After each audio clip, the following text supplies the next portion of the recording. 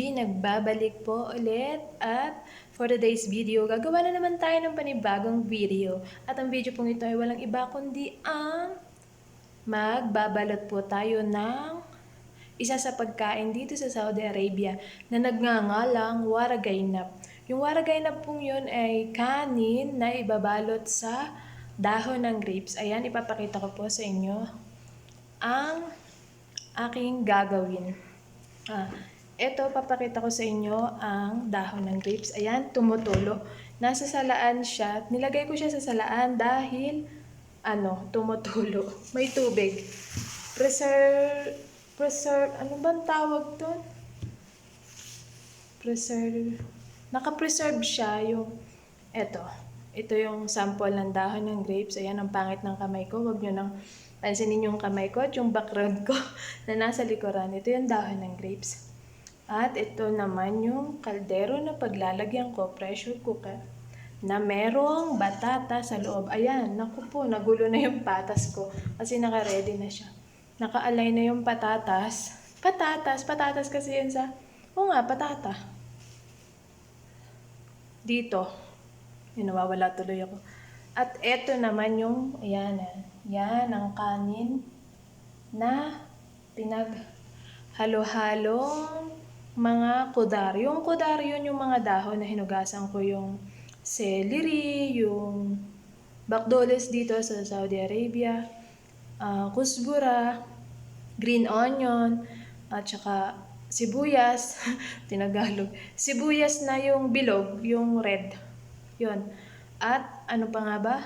Kamatis. Siyempre nilagyan ko siya ng magic cube para mas masarap yung lasa. Siguro kaya sila nasasarapan dahil ng magic. Pero isa lang nilalagay ko para pangit daw yung mas maraming magic dahil nakakarupok daw yun ng buto ayon sa nakakatanda. Ayun. Samahan niyo akong magbalot. Araw-araw ko itong ginagawa at ito ibinebenta ng aking amo doon sa Namas para magkaroon ng pera, syempre. Ang dami ko na nagawa pero hindi pa rin niya ako nabibigyan, charot. Hindi, nabigyan niya ako pero mali. 4 na yung bote na nagawa ko, garapon. Wala pa rin akong kabahagi. Ka-share kung sa English. So ayan mga kapatid, samahan niyo po akong magbalot ng waragay na. Babalot na tayo ng waragay na.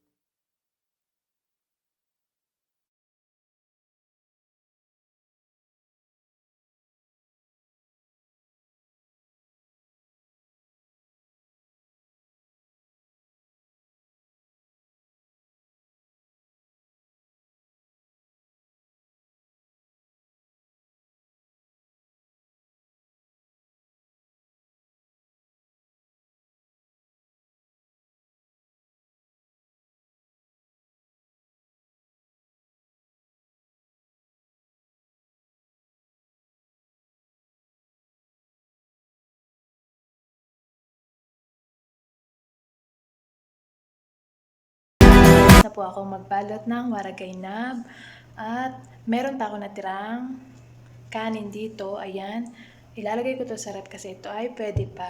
Paparagdagan ko na lang sa susunod na utusan ulit ako ni Amo pag sinabi niya sa akin gumawa ulit ako. Pero sana tama na, pagod na ako. Gusto ko nang bumalik ng Jeddah mga kapatid. Ayan, at ipapakita ko sa inyo kung gaano karami ang aking binalot na waragaynab. Yan. Tingnan nyo mga kapatid. Ayan ang aking binalot. Konti na lang at puno siya. Puno na. Diba?